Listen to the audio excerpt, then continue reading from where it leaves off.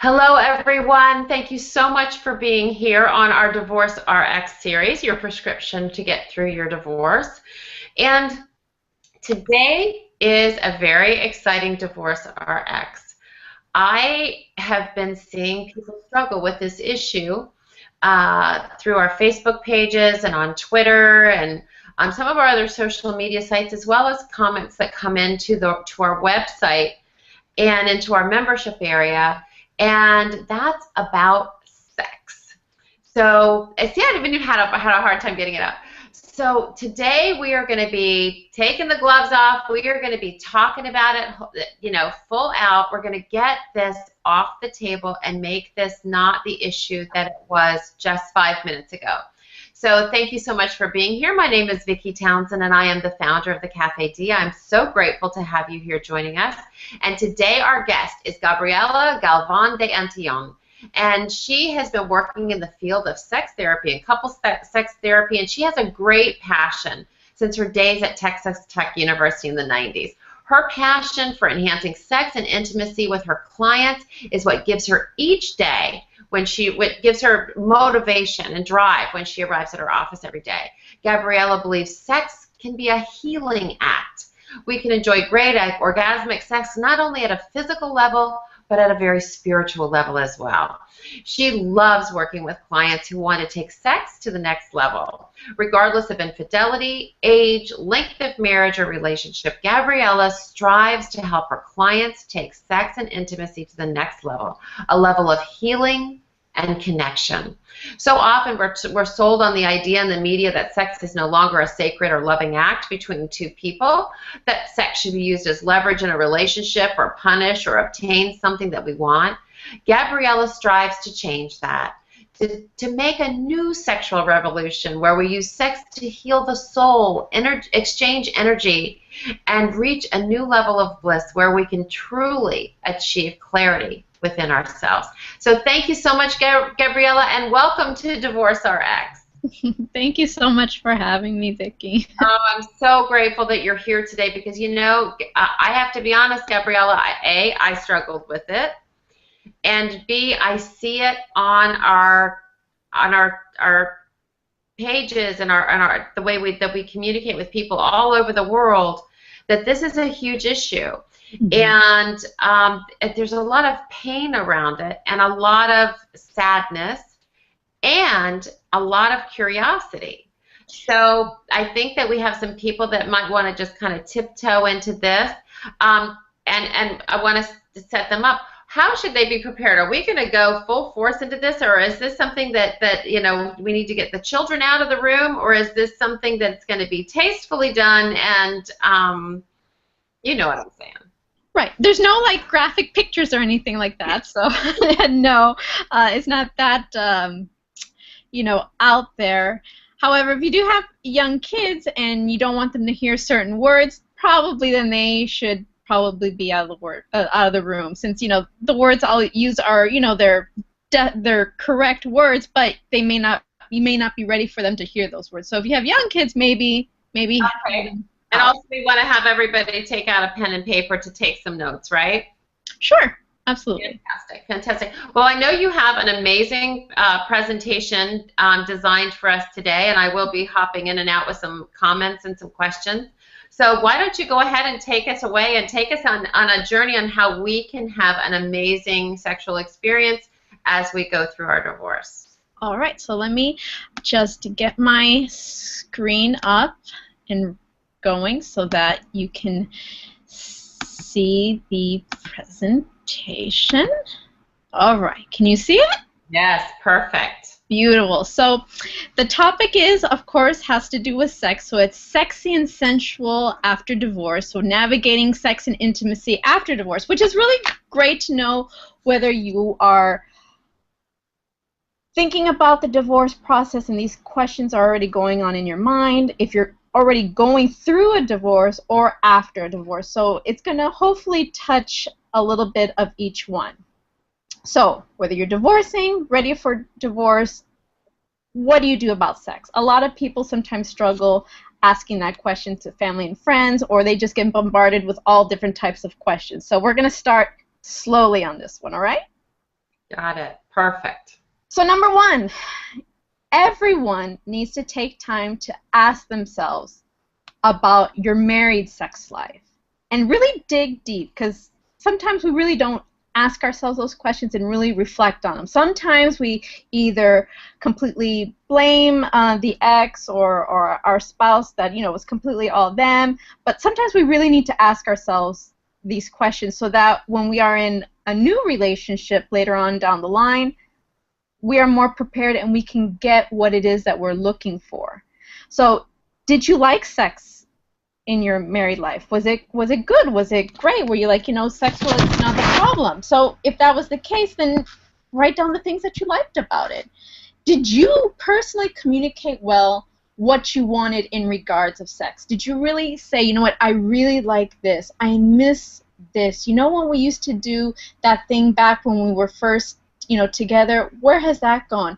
I don't feel like, you know, you pay enough attention to my whole body. It just seems just to be in my, you know, private parts, in my pelvic region. So you need to be able to communicate what you want in regards to sex.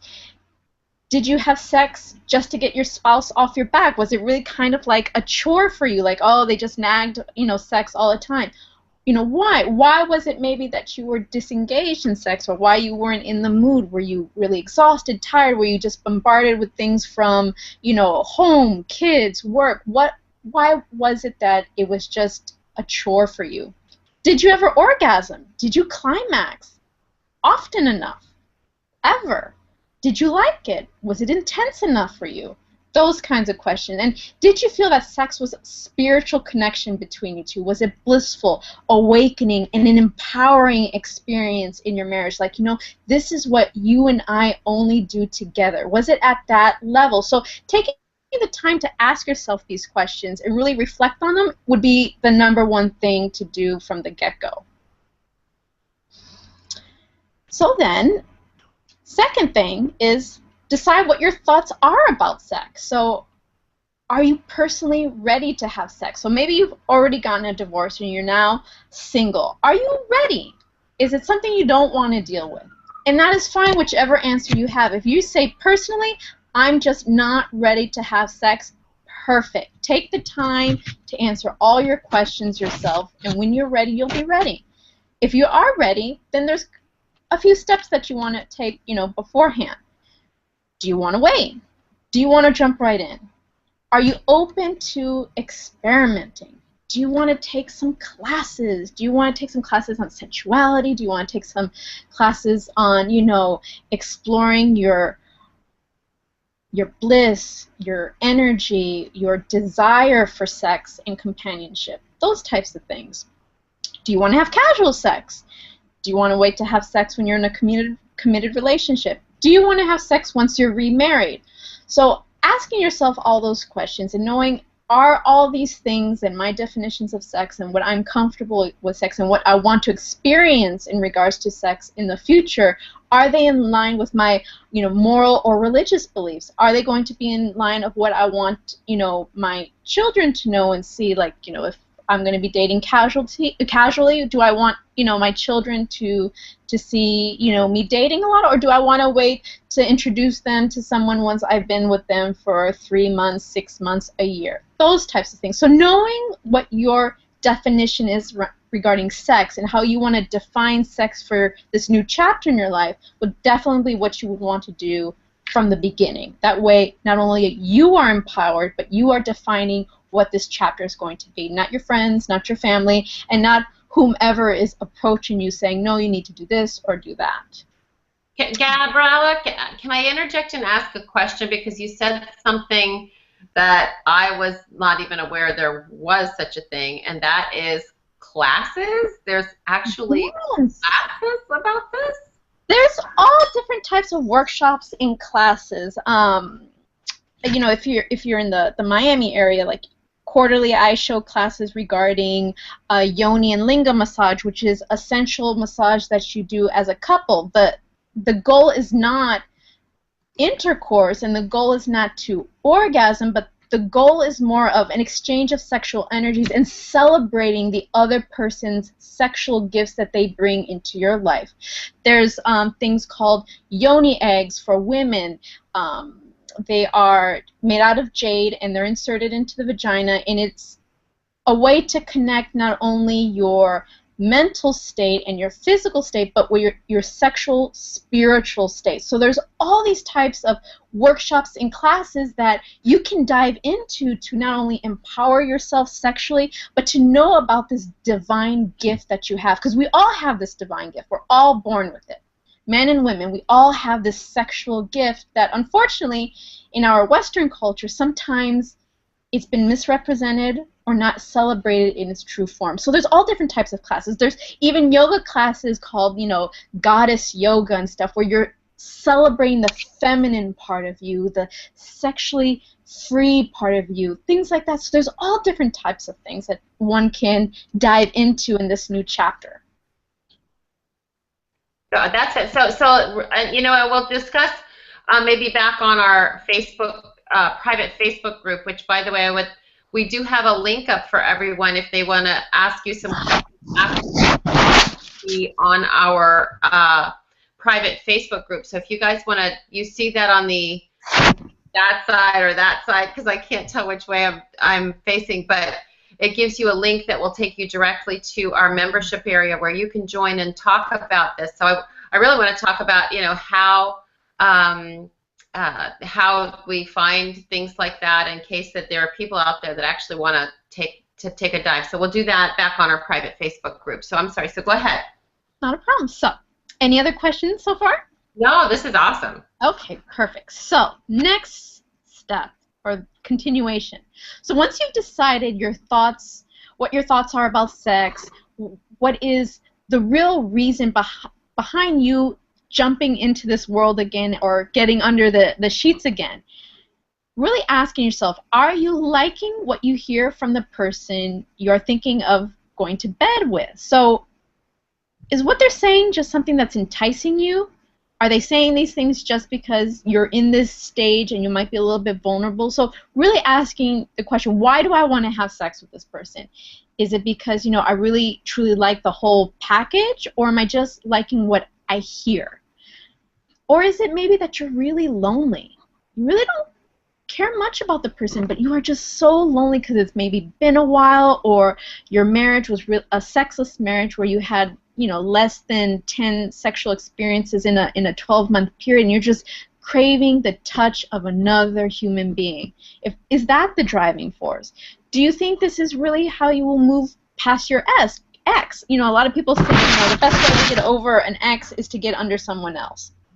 That's not necessarily true for a lot of people. It can actually ripple into some other non-desirable effects afterwards. So asking yourself that question. Or is it because your ex is already in a relationship and this bothers you?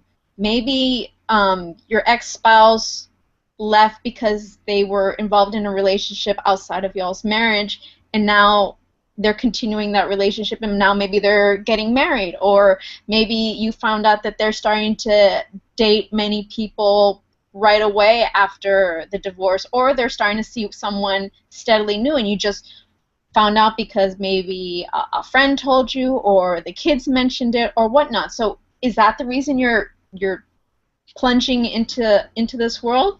Or are you considering to have sex actually with your ex? It's actually a little bit more common than a lot of people are aware of. So asking yourself these questions and answering them, you know, wholeheartedly can help you also take control of this next chapter, so that you are the one navigating this rather than all the exterior things happening navigating this for you. So then, the good, the bad, the ugly regarding sex after divorce. So we're going to start with the good stuff. So the great part of having sex after divorce is, if you are in a sexless marriage, and as I mentioned before, a sexless marriage, as defined in my profession, is less than 10 sexual encounters in a 12-month period. And what I mean by sexual encounters, that can be oral sex or penetrative sex. This is the first time to see what is out there. So that can be a very exciting time. It can be liberating for quite a few people to say, oh my goodness, I'm finally, free, I finally have a chance to find something that I want and I like. So it can be very liberating for a lot of people. You get to rediscover sex. So if you were in a sexless marriage or your spouse was either not hearing you or you didn't do a great job of really communicating what it is that you want, or maybe your marriage was the first person that you ever had sex with, so you only have had that experience with this one person. Now you get to open your eyes to a world that you missed or you didn't even know existed. This is an exciting time. It doesn't have to be this, casket that happens like, oh my gosh, now my sex life is dead. There's nothing, after divorce. So sex can also be very, very exciting. It can be hot, hot, hot. For women, as we get older, if we're in our mid-30s, early 40s, we are actually at our sexual prime. We can experience orgasms like nothing other from our 20s. It is wonderful. And older men are much more in tune to be like, I want to experience pleasure. I want you to experience pleasure. So it can be really exhilarating. Sometimes sex with an older man can be much better than with a younger man because they just have more things in their toolbox. So it can be an exciting time. It doesn't have to be a scary, scary world going into. You get to learn to communicate well what you want in sex and what you want in pleasure.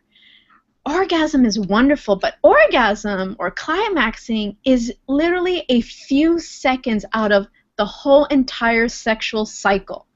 The sexual cycle can actually last hours. But orgasm is literally just a few seconds. So we always talk about orgasm, and it's the best part, it's the best part. But the part before orgasm, when you're starting to climax, or the part where you're starting to ignite desire, that can last for hours, and it can be fun, and it can be exhilarating, and it can make you feel youthful and playful. And as long as you start to rediscover what it is that you want for pleasure and communicate well, this can be a new chapter in your sexual life. You can learn to let go of yourself and orgasm. So for women and men who may have not climaxed or orgasmed very much in their marriage, or women who have never experienced an orgasm, we all inherently can experience this. This is, unless we have a severe medical condition, we all have the ability to engage in orgasm. So if you've never had one during your marriage, this is something that you can let go of and discover, either on your own terms or in a relationship. You can learn about your orgasm with how it's changed over time, now that you're at a different stage in your life. And with age, orgasm can get better. If you're postmenopausal, you can still orgasm, and it can still be just as delightful that it was when you were younger, and it can even be more powerful if you're able to really dig deep and let go of that sensual part of yourself. Any questions, Vicki? No, this is just absolutely awesome. I'm sitting here going, okay, so yeah, you're right. You do have the opportunity to learn how to communicate, and I'm going to hope, because I know that this is an issue with a lot of women particularly, they have yet to feel empowered to have that conversation. They feel that it's, something that's nasty or dirty, or, they don't feel that it's what a woman should do, from, it's not ladylike, all of those types of things. How do we take the sting out of that so that we can help people release the stigma that this is a conversation we just never have, to, I need to tell you what I want so that I can really enjoy this experience too? So, knowing our bodies and knowing what feels good to us is very important, because if we don't feel it for ourselves, we're not going to be able to tell our significant other or our loved one what it is that we want. And our loved one is not going to know just by looking at us exactly what it is that we want. So we really need to feel empowered and comfortable to say, you know what? I really like my breasts touch. They just feel fantastic when they're touched. I want you to play with them. I want you to suck on them. I want you to just concentrate as much time on my breasts as possible. You need to be able to say that, because if you're not able to say it, then A, you're not able to feel all the pleasure that you're entitled to. Your loved one is not going to be able to know, okay, I want my loved one to feel this, so I want to make sure that I do the things that feel nice for them. So being able to communicate is a very important thing to be able to do. And for clients and stuff that I see that have religious beliefs that say sex is dirty, or feeling sensual, or horny and stuff like that is inappropriate. This is one of the things that I say to them. I was like, one of the beautiful gifts that our Creator has given us is actually desire. It's a beautiful gift, desire. Because without desire, we would not want to have sex. And if we did not want to have sex, we would not engage in intercourse, and then we wouldn't have children, which is part of the whole plan for many religious beliefs for us to be on this planet. So desire is fundamentally important. So in order to create that desire and foster that desire, we have to communicate what it is that feels good for us. Does that make sense? Yeah, it does. My concern is that that very conservative woman in particular that doesn't get involved in that kind of conversation and may feel, slutty, hoary, whatever the words you want to use, in that. But I would love to. Maybe that's a class for women. Boy, Yeah. wouldn't that be a good one?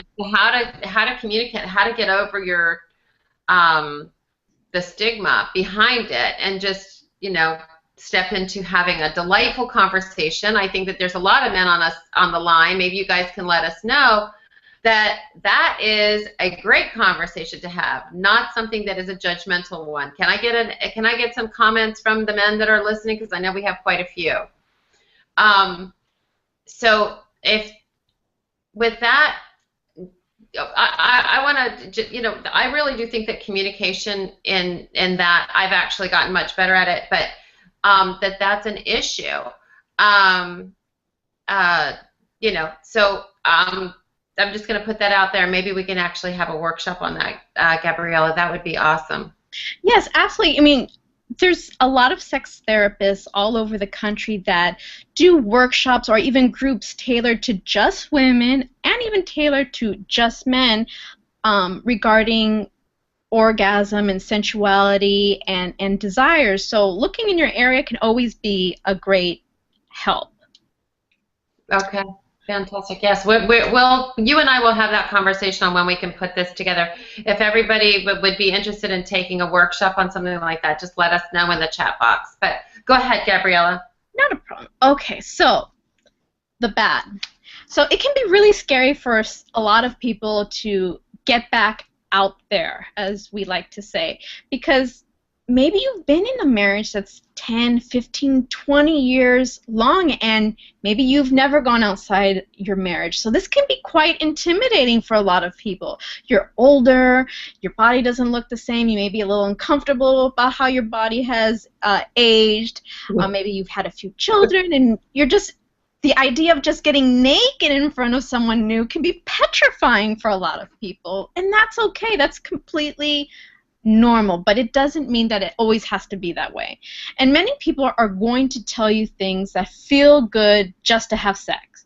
When we're going through a divorce or planning on having a divorce or just have a divorce, we are very emotionally vulnerable. Sometimes we can confuse sometimes a person that, we hear, oh, they are a great support for me, they've been there through this whole thing, but sometimes their intentions actually might be a little different. Or because it's a vulnerable state and you have all these emotions, I had to, I'm working again for the first time, or, we had to move out of our house that we've had for the last 15 years. As kids are now in new schools, or, half of my friends I lost during this divorce because they maybe sided more with my ex, or it was just too complicated for us to continue in friendship because they didn't know what to do with us since we're not together. So sometimes, we'll confide in some individuals, and sometimes those emotions can lead into thinking that this is a person that is there for me, they understand me, they know what I'm going through, and that can make us a little bit vulnerable,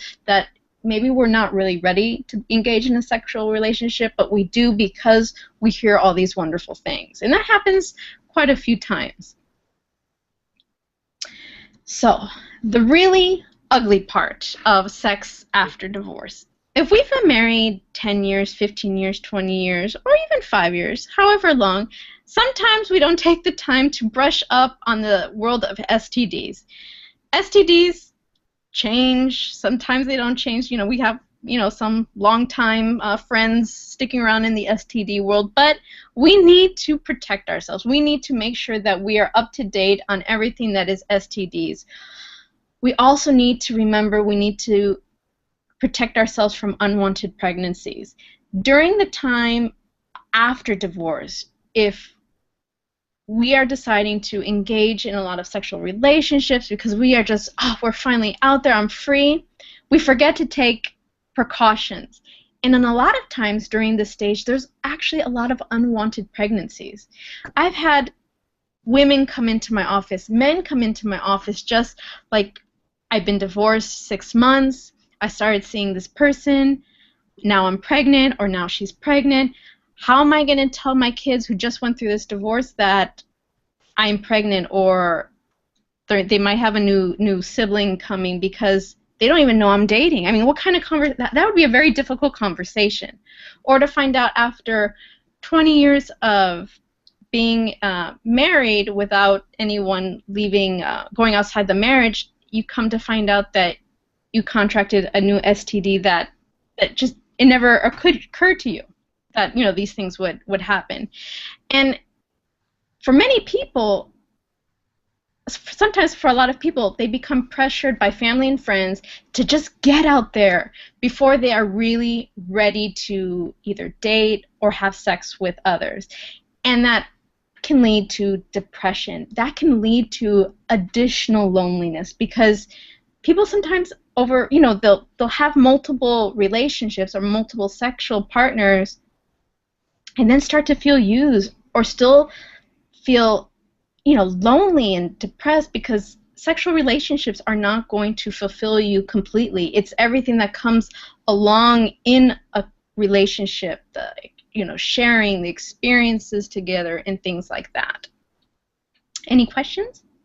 No, I'm kind of, it's very true. There's so many STDs that are out there. Is the number one rule just condom, condom, condom?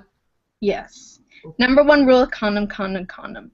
And I tell women, you need to take your own condoms with you.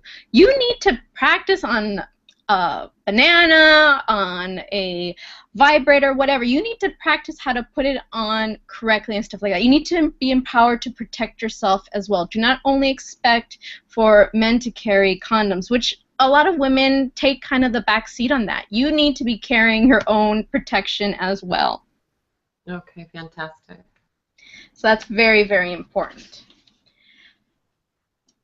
So the question I get a lot is multiple sex partners. Should you have sex with lots of people to get over the ex, or to just see what is out there? So there's several things that I would suggest beforehand, or I recommend to people when I hear that, well, in order to get over the ex, the best way to do that is to get under someone else. So you need several things beforehand, like answering the questions that we discussed about at the beginning of this. Plus, you need to really do some self-reflection. What is it that I want for this next chapter of my life? Am I emotionally ready? Do I need to take some time for myself? Exercise. Spend time with your kids. If you have kids, they've gone through a rough time with this transition as well. Get in touch with faith if you are a person that believes in a higher power or has a religious upbringing that maybe has taken a sidestep. So re-engage in your faith. Re-engage in family and friends. Maybe you've lost some friends during your divorce, but kind of put together the parts of your life that may have kind of crumbled a little bit during this phase. And also, sometimes we just need to be alone for a little bit and breathe. I usually recommend I usually tell a lot of people, you may have signed the divorce documents on January 1st, but you are not truly, truly divorced until about 2 years after. Because it takes about 2 years for everything to start to settle, for you to get reacquainted with for you to get reacquainted with yourself sexually, to get your life in order, to see what everything is, to get that balance, and to be ready to open up to a new person, to let them into your world, to be able to trust again, things like that. So it's for a lot of people, it's about a 2-year process. You know what? That's what I call the fog lift. That's not a facelift, but a frog lift, so that, it takes about 2 years. That's I think if you don't do the work. I'm very adamant about if you can do the work and get on a journey. We happen to have a video series at the Cafe D, but there's others. Mine is called Get Your Happy Back, because there is a path, there is some inner work you can do while you're still in that fog to help that fog maybe lift a little sooner than 2 years, because that's a long time, 2 years. Yeah, 2 years is a long time, but sometimes we just need that break. And a lot of what we're sold in the media and stuff like that about sex kind of sometimes pushes us to believe that, okay, well, we need to just be out there with everyone. But when men and women, we have a gift that is not really talked about much. It's our sexual energy. When we have sex, we receive and transfer that sexual energy. That energy is really like the essence of who we are and who that other person is. The great stuff about them and the not so great stuff about them. So having multiple partners in the long run can leave feelings of depression, emptiness, loneliness for quite a few people, and multiple partners can, in the long run, not make us feel like we've really progressed to really know our sexuality and what makes us feel good and pleasurable. So just because we have a lot of sexual partners doesn't really mean that we connect with that sexual part of ourselves. So I always tell people to take a moment and reflect. But having a relationship with more than one person, for a lot of people, is a confidence booster. To know, okay, well, I still have it. People are attracted to me and things like that. So there is that flip side as well, that it can be a confidence booster. You just want to make sure that you have done your own self-reflection first, so you are in the lead of this dance rather than the dance leading you. So you're more in control and empowered. Oh, I like that one. Lead the dance. What did you say? How did you say that? That you want to first make sure that you've done your self-reflection, so that you are the lead of this dance rather than the dance leading you. Love that. That was awesome. Yes. Wow. Sex. Oh boy, sex with the. Yes. This happens actually a lot more often than people realize. It's not an urban myth. It does happen. So, have or are you having sex with your ex? Post-divorce or even during your divorce. A lot of people have sex with their spouse during, their divorce. So why is this common? Biologically, it takes the stress off of divorce. I mean, divorces for a lot of people are very stressful, so it does take off that edge. Also, it's very familiar. You have had sex with this person. There's no real guesswork. It's familiar. Hate and anger can also drive sexual desire. So even though you may despise this person, if your juices are flowing, if you're, angry and stuff like that, and that raw desire comes out of you, people have sex with their ex or their soon-to-be ex. And also just the deep sadness and loneliness sometimes. People have sex with their ex, especially if they're still living in the same house during their divorce. And, some people also have sex because it's kind of like, well, we've had kids together. There are some good things that came out of this marriage, so it's not as uncommon as people may think. Also, what to think about or be prepared for if you do have sex with your ex, or if you've had sex with your ex. This could confuse things a bit for the both of you. It could confuse feelings, especially if there is a person who truly does not want the divorce. So if a person is getting divorced because their spouse really wants the divorce and they inherently like, no, I really want this marriage to work, that having sex with the ex can confuse things. It can confuse kids if they see you, still sleeping together in the same room, even though they know that, mom and dad are splitting up. So if you're going to dip the toe in that pond, you really need to clear up where you are and why you want to do it or why you did it. So you need to be clear. Each person needs to say, I'm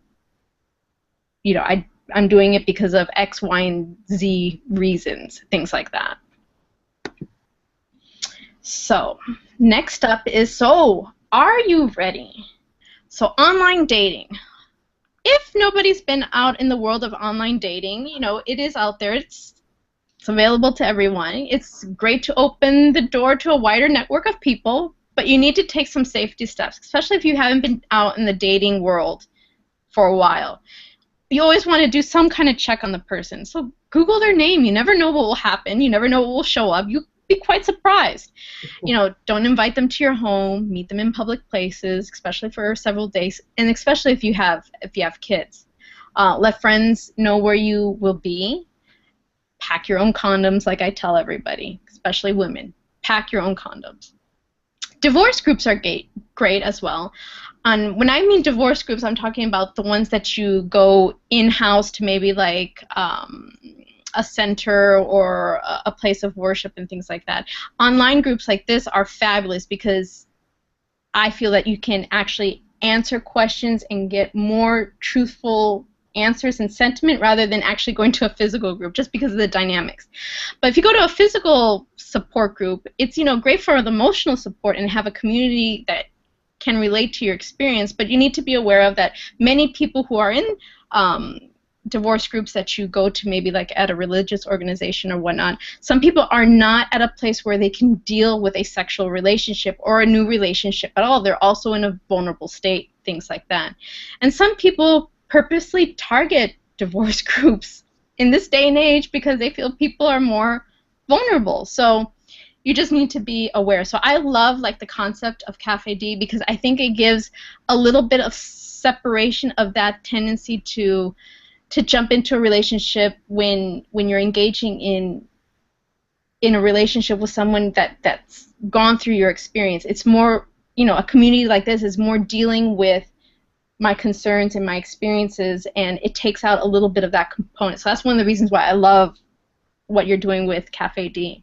Thank you. Yeah, we really want it to be a place where there are experts like you, so that people can come and just get into our private group and just say, hey, Gabriela, I'm struggling with this, and then you could be there to answer their questions. So yeah, thank you. That was the goal. The goal was to set up a place of support for people that are going through it and just don't have other options, or right. At 10 o'clock at night, your psychologist is not going to answer your phone. Correct.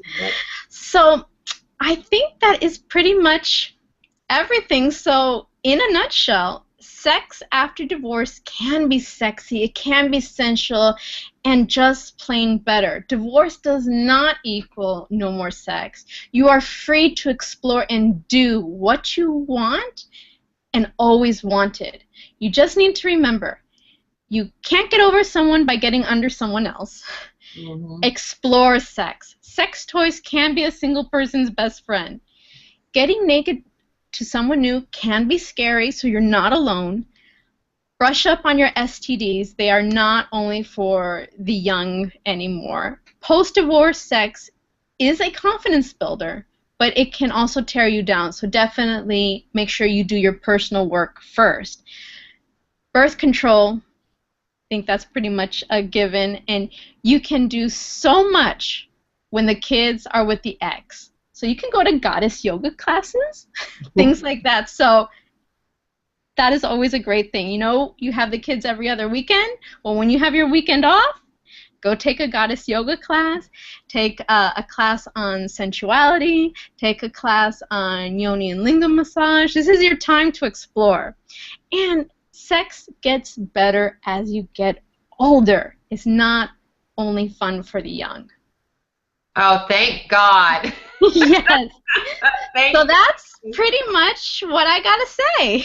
That's awesome. So these are great. So everybody connect with Gabriela.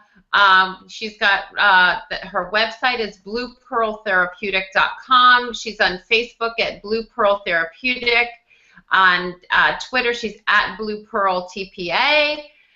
There's Blue Pearl Therapeutic Miami. On YouTube, Google Plus, and what's that little thing on the bottom? That is Yelp. Oh, that's a Yelp symbol. I'm not used to seeing that, so that's awesome. So right now, you all get an opportunity to join us live and head over to our private Facebook group. You do have to be a member of the Cafe D. It just starts at $7 a month. I mean, come on. Join us. Be a part of the community. Ask your questions. There's other people back there, too, that are waiting to talk to you about all sorts of different processes, but this is a good one. Gabriela, thank you. No problem. And we will see you online. I will see you in a sec. Bye, everybody.